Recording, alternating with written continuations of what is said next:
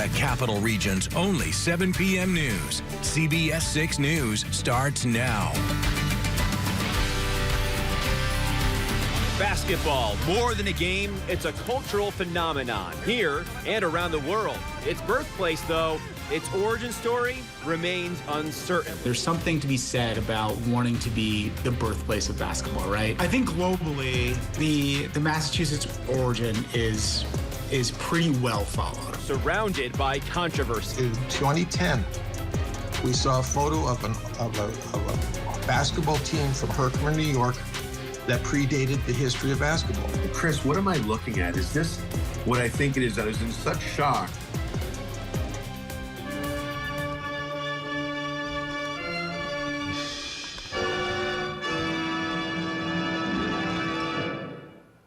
Good evening and welcome to the CBS 6 News at 7 o'clock. I am Tom Esch, and tonight a special look at the history of the game of basketball. We're investigating the origins of a sport long thought, understood. Dr. James Naismith, considered by millions to be the inventor of basketball in the city of Springfield, Massachusetts. But tonight, we're learning from experts and historians of the game. It is anything but settled. A small Mohawk Valley town making their case for Lambert Will, an upstate New Yorker who they believe is the true inventor of the sport. So we're deep diving both sides to settle the score and see why Herkimer is shooting their shot for the history books. Dr. James Naismith, considered the inventor of basketball, leading to the sport's modern development. I think globally, the Massachusetts origin is pretty well followed, right?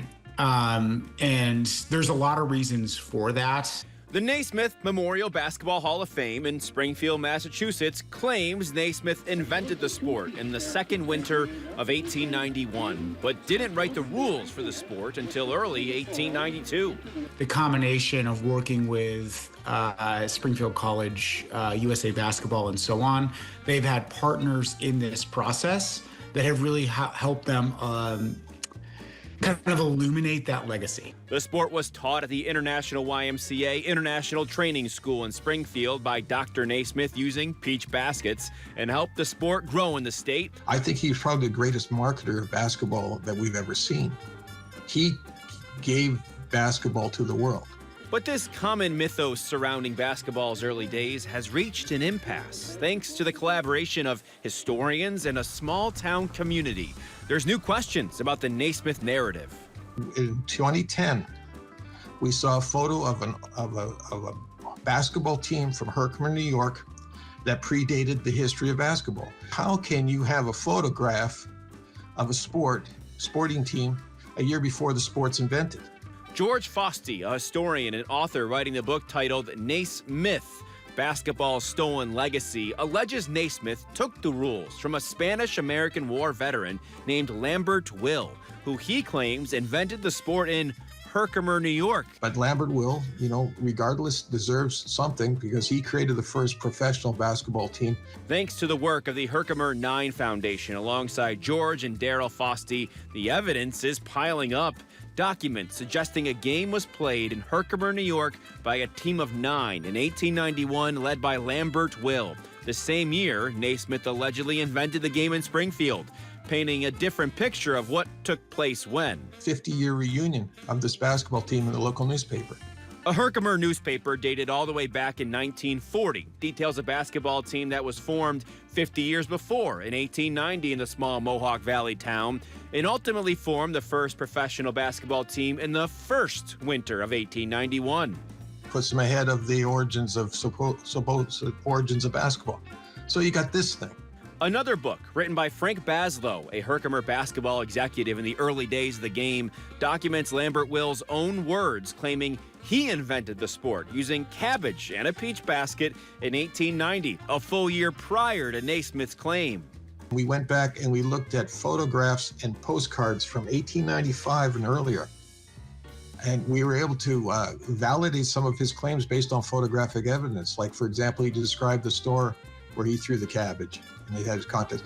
As well as another early Utica Dispatch article from 1898 documenting teams and names that played in Herkimer 7 years prior in 1891. Said that these guys were playing basketball, predating basketball.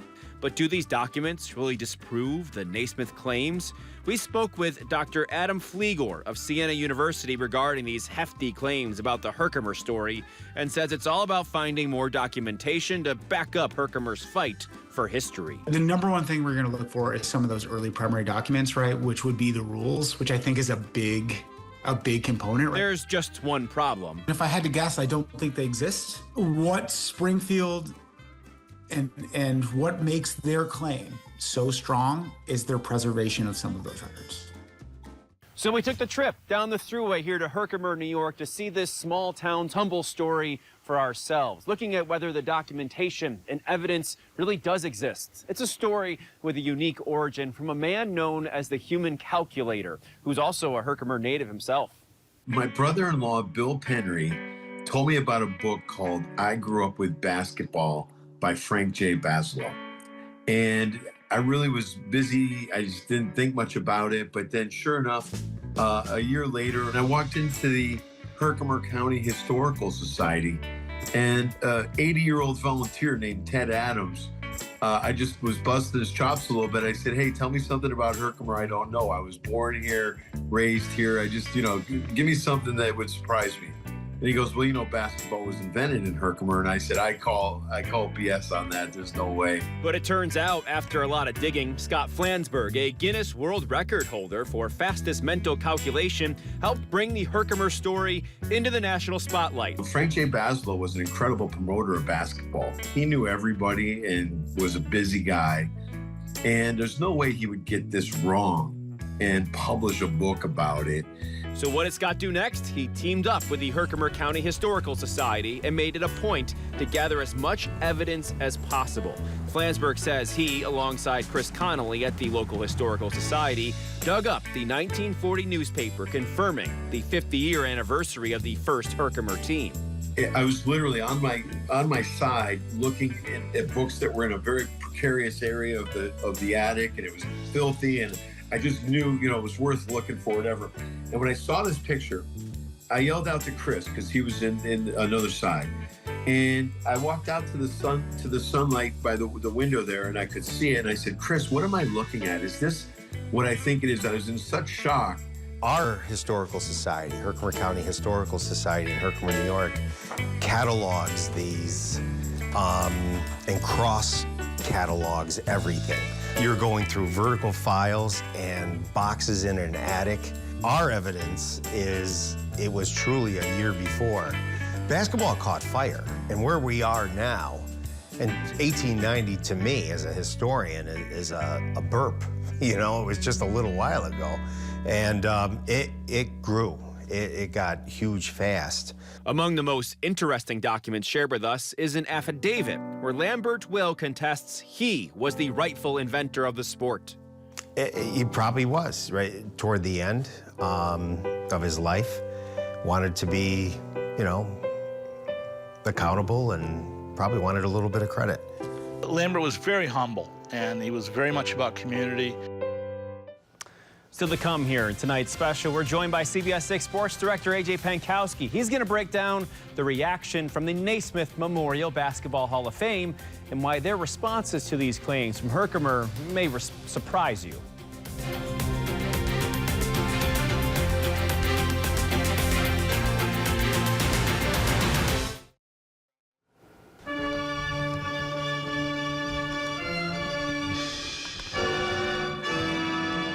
Welcome back. A key component in this entire investigation surrounding Herkimer's claims is the Naismith Memorial Basketball Hall of Fame in Springfield, Massachusetts. This is CBS 6 Sports Director A.J. Pankowski joining us live here in studio. A.J., what did we find out from them as a part of this? Yes, hello, Tom. We sought to find out if the evidence presented by the local historians in the Herkimer 9 Foundation was enough for the Hall to recognize these claims. CBS 6 is dedicated to objectivity and sought the perspective of the National Basketball Hall of Fame about this Herkimer story. When we reached out to the Hall, they declined, telling us they stay away from anything to do with Herkimer. When we pressed them further about James Naismith, they directed us to their website, where a statement describes his contributions and invention of the sport. But there is one Hall of Fame where the Herkimer story is recognized, giving Lambert Will credit for inventing the sport instead. When it came to light that Lambert Will was from Herkimer, and arguably is one of the first men responsible for the game. We were thrilled to put really the father of basketball in the New York State Basketball Hall of Fame. The New York State Basketball Hall of Fame, based in Albany, tells CBS 6 Springfield will have to come around to this story eventually. Being transparent is the easiest way to deal with the public, and they should be more forthcoming. It's going to be impossible for them to completely ignore Lambert Will and the roots of the game. Another added twist, Lambert Will is currently eligible for the Basketball Hall of Fame in Springfield, but as we mentioned, the Hall of Fame declined to speak with WRGB about the claims. It's part of a long underlying theme of unwillingness to speak about the issue. The Hall of Fame telling multiple outlets, including the New York Times, quote, "No comment. That is the official statement at this time," end quote. In prior years, the Hall had outright rejected the claims. We decided to try to get a better understanding of why Springfield's Hall of Fame are keeping quiet about anything to do with Herkimer. Because it is so intertwined with the identity of the city, it's intertwined with the identity of the college. For many years, they have basically taken the claim that until you can show me absolute proof, this is what happened. Right. And for better or worse, we can say that that's not the correct way to go about it. But that's been their process. Springfield is also not shy about keeping their own Hall of Fame induction process private. ESPN reporting in September of 2022 about this very closed-off induction operation, calling it the most clandestine Hall of Fame voting process in all of sports. The Naismith Memorial Hall of Fame telling USA Today in February of 2013 it's proud of their methods and says it's something they believe works. So the question is, will Lambert Will get in, and will he be recognized by the Hall as the true inventor of basketball? Rennie LaRue tells us it's inevitable. It's all there for research and to find. So I see a day where Lambert does get honored in some fashion in Springfield. So where does that leave the debate? Historian George Fausti weighed in, telling CBS 6 that both sides have merit and deserve equal recognition. Herkimer and Springfield don't have to compete against each other. Springfield was the mecca of basketball, but Herkimer was likely the birthplace. And it's also important to note the Springfield Hall of Fame has not budged on this issue. They maintain Dr. James Naismith is the inventor of the sport and continue to display the rules of the game inside the hall. Great picture with the peach basket there. That's kind of what this is all about, right? Of course. All right, thanks so much, AJ. Appreciate that. Good insight on this there. Still to come, with or without Springfield, we're sharing how the Herkimer 9 Foundation is moving forward with their plans to preserve the history of basketball in the Mohawk Valley in major ways. Plus, how the community has already rallied together to remember the legacy of basketball in Herkimer, also in a variety of ways.